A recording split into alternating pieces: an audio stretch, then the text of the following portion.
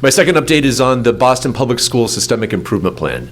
So as this board remembers, in 2022, the City of Boston and the Boston Public Schools agreed to a systemic improvement plan that was accepted by DESE in order to enhance the quality of education and, importantly, the operational efficiency within the district. So here we are at the end of that 3-year period, and we want to provide sort of a recap, a summary of what has resulted from the work that has been related to this systemic improvement plan, to this SIP over these past 3 years. And so the word that I've used repeatedly is mixed. We've seen mixed results, but definitely much effort, really concerted effort on behalf of the district, the school committee, and the mayor in order to meet the requirements that are in the SIP. And the first year of the SIP required a lot of technical benchmarks that the city and the school board, the school committee, and the district agreed to work on together. And we can see that they met a lot of those initial benchmarks and have continued to grow the work beyond, in the spirit of identifying those 8 areas that are in the systemic improvement plan that relate to things like facilities, transportation, multilingual learners, inclusion, all very important areas that they have put just incredible work and thoughtfulness into. And I think there's just agreement between the district and DESE that there's still work to be done even after this 3-year period. And so I do want to highlight a couple of specific areas where we have seen improvement. We've seen that the district has developed critical tools to drive future decisions on facilities and infrastructure needs. The public release of the long-term enrollment projections ultimately will help better understanding and build further understanding of the challenging decisions that BPS must make to right-size the district. And we encourage the district to continue to deepen family and community engagement as it announces those specific facility proposals in the implementation of its long-term facilities plan. Strong community engagement is just a continual need to build a shared vision of the type of student learning that can result from facilities decisions. The district has improved transportation services with improved hiring practices, leading to fewer uncovered routes and more efficient responses to ridership data. We encourage BPS to maintain a sharp focus on ensuring reliable and timely transportation for students in both the morning and the afternoon. In addition, the district has made steady improvements to student safety, including enhancements to district-wide safety initiatives, emergency preparedness, and processes and infrastructure for addressing family concerns. Lastly, and I'm not pointing out every area of the systemic improvement plan, just want to provide some highlights today, but lastly, for today, Boston has invested in core instructional materials and has developed multi-tiered systems of support and new English learner education programs. We urge the district to maintain its focus on improving outcomes for students with disabilities and multilingual learners, providing students with disabilities access to rigorous instruction in the least restrictive environment, and providing multilingual learners access to grade-appropriate instruction alongside their English-speaking peers are important goals that we know that the district remains committed to. So one of the key things that will happen as we end this work related to the systemic improvement plan is that the work of continual oversight will still be with the department. There'll be areas that we will continue, obviously, to work with the district on. But what I'm particularly pleased about is the development that I've also seen in the school committee within BPS to provide the kind of oversight, the accountability that is required to continue these improvements beyond the life of the SIP. And so I've had the pleasure of meeting with the school committee chair, with the mayor's office, with the superintendent's team and the superintendent, and really to hear their shared commitment that this is not the end of this journey, it's a continuation of the journey and a continual commitment to improvement that I think is very necessary for the students of Boston Public Schools. So just really pleased as I kind of round out my tenure here at DESE to also provide a final look back for me on the work of the systemic improvement plan. Russell, before you move on to the last topic on your list, Sure. I just had a question about Madison Park, and I know Dalida is a graduate of there. It's a project, there's a big building project that's affiliated with this renovation, actually a brand new Madison Park. Madison Park High School has been one of our level 4 or 5 schools for a decade. And we haven't really talked about it as part of the SIP specifically, but do you have any insight into what the plans are specifically there? And I know we'll continue working with Boston, but I just think as we talk about vocational, admissions, this is something that I feel like the board should at least have some radar screen awareness of, which is that the programming at Madison Park is one thing compared to the building. Having built a lot of school buildings, the building doesn't educate a kid or create the program, Right. educational program, right? So just any insight into Madison Park and changes there or programmatic endeavors that are going on there. Yeah, so Madison Park has been what is now named an underperforming school, formerly level 4, now underperforming, like you said, for many years. So our agency does have deep involvement both on the school improvement side and on the career technical side as well. And we're really working to make sure that our teams are closely aligned, many of whom are in the room right now, who are engaged with the school. And so what we can see is, particularly steady leadership being important. There have been a lot of turnover in leadership, and we see steady leadership there at the school, and really pleased to see the type of investment that the leadership team is making in improvements that are, both on the academic side and on the career learning side, are very much underway and have been, and they give us hope that they will continue to improve because of the not only just the thoughtful planning, but also the steadiness of the leadership right now.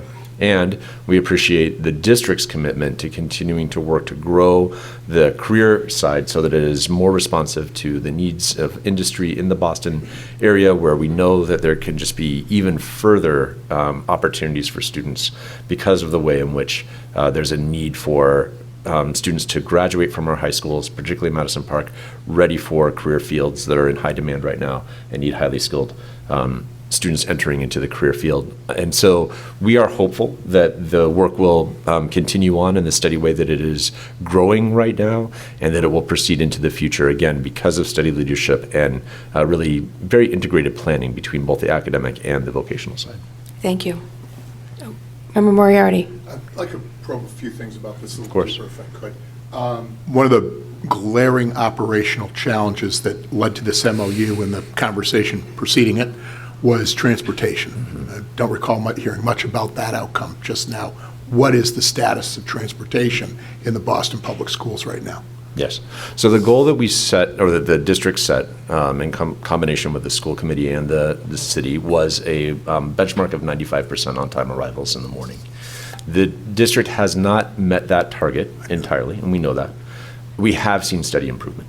The district reports to us on a monthly basis their transportation findings, and very often there has been some challenges at the beginning of the year that I think that the district continues to learn from, that I'm hopeful and even more confident that next year will start even more smoothly than we have in the past, particularly because of the routing system that they now have in place that will help them even better improve the planning that it takes to launch transportation at the beginning of the year. But we see a steady improvement both on the on-time arrival and arrivals within 15 minutes. We'd be glad to share with board members. It would be maybe helpful to even see the data to see how the improvement has evolved during the year and over the course of these years to get closer to that 95%. They have not fully reached it, but we do see that by and large, there is just steady improvement in this area, which is what we really need to see. Well, I think a 3-year learning curve with something that impacts attendance, something that impacts student safety, something that is a daily operational matter that ultimately has to be successfully tackled is way too slow. I think that is a failure, ultimately, of the MOU on assessment. And going broader, I just want to say, and this is no criticism of your management for this of 1 year, this is a issue for this entire decade. The MOU's existence and the MOU preceding it were end runs looking at receivership. We have not used the ultimate tools we have available under our statute in this decade. I essentially believe the methodologies we have for interventions and accountability are dead letter in this decade. And this is a task that's got to be called out to the legislature. We need better tools. We need stronger assessment.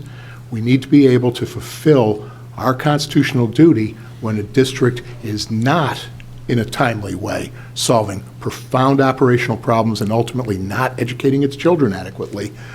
You have to have state oversight. You have to have state intervention. Read the McDuffie case and remind yourself if you have to, but this is not working. Thank you. Member Harsha. Yeah, I have a question in regards to the late bus as well. Has there been a tracking, or have you seen any correlation between the students who are late because of the bus and the loss of learning? And what is, if you have seen it, what is that, and how is that being addressed? Yeah, it's a good question. We have not, the agreement didn't, we didn't sort of agree to probe into that level of detail in terms of what's the correlation that you're asking about. It's a good question. I do know that the district, though, is very mindful of what is the impact and how can they reduce those individual impacts of late buses, and so that they continue to strive towards, a lot of the problem solving the individual runs, so that a student isn't repeatedly experiencing delays in on-time arrivals. I do want to say that, one of the issues that was of great concern when we began the systemic improvement plan were the uncovered runs, because that was where we were seeing students repeatedly not getting to school on time. And there has been great progress in making sure that runs are covered, that students aren't sort of left without transportation, but that there are, that we have students getting to school more regularly on time. I also want to mention that the 95% is a particularly high bar. And yes, it is worthy of making sure that every student gets to school on time.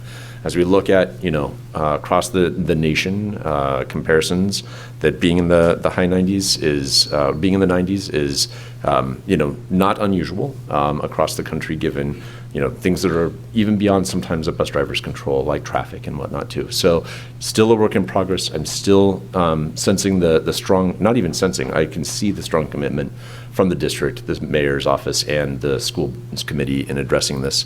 And I know that they will continue to do so. Catherine? Yep, Matt. I'm trying to make it not echo. Wayne said turn down the volume. Can you hear me okay? Yes. Can you hear me? Yes. So, look, just a comment. As you've heard me say, I'm not a fan of the MOU because it's a statement of aspirations by the school system and the mayor, and that's fine. But while DESE can help, DESE does not have ultimate responsibility, and that was a decision that was made. Having said that, since we have a report from the commissioner, I want to point out two things. There was supposed to be a series of more aggressive academic goals within a year. And if it came at the end of that year, that would have been 2 years ago, and it hasn't happened. So let's just keep in mind that fixing the bathrooms and the buses are all fine. Ultimately, it's the academic improvement that we're looking for, and that I assume the school committee and school department in Boston are looking for. And the second thing I'd say, only because you emphasized it so much, Commissioner, is I get busing. I mean, you said there's been improvement. I'm not going to ask what the data is. I would say this. We went into this year, this school year, hearing a lot of stuff about all the things that we're going to be much better about busing and the app and the this and the that and the new contract. And it was a pretty abysmal start. Okay, I guess that can happen. But the three things that I heard were the drivers weren't aware of their routes, a surge of new enrollment that really scrambled things, and then my favorite, number three, how difficult Boston traffic is, which wasn't news to any of us who have been going into Boston every day forever. So I know everybody's trying. I know nobody wants this, but I just kind of feel the need to highlight the academic and then this one operational issue that have been real shortfalls, rather than let the takeaway be everybody's trying. Of course everybody's trying. Like, I get that. But it's not just that we're not there yet. We're a long way from there without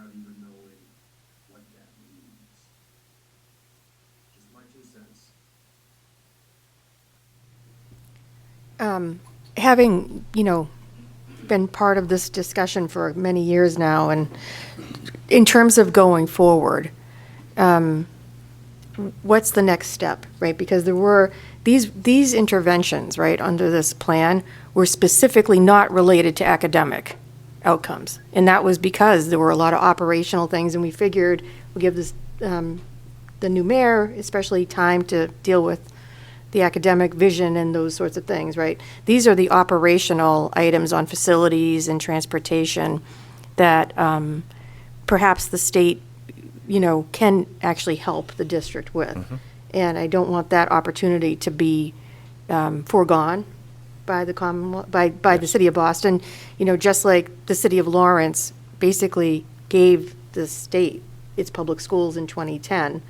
There are elements of what Boston's dealing with which may be intractably sort of set up in a way that are beyond any one person, any one school committee, any one superintendent's control to fix. So I think we as a board should just remain open to any constructive potential future engagement with the Boston Public Schools, with facilities, with other things. And we also know that the federal government was involved with the English Language Learners Program there. Commissioner, I just wanted to ask, did you have an update on that situation there?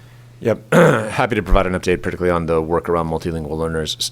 This is an area where the district has taken, really important steps towards both how they're providing SEI, sheltered English immersion, work for students that in a more inclusive way, and building out not only just plans, but making inroads, making changes now, and then what will changes look like over time to improve that SEI component of education for multilingual learners. In addition, they have submitted requests for new programming, multilingual learner programming, particularly in the areas of,